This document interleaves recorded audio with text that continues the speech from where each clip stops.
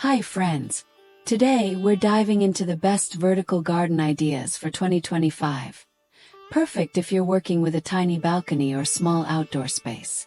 Welcome to Garden Glow, your go-to space for cozy, inspiring small garden ideas. Even the tiniest balconies can become a lush green retreat with the right setup.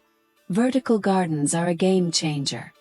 They maximize space, add visual interest, and bring nature closer without crowding your floor.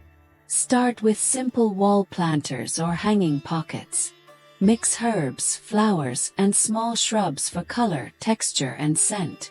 Use modular systems if you want flexibility and easy rearrangement. Don't forget the styling.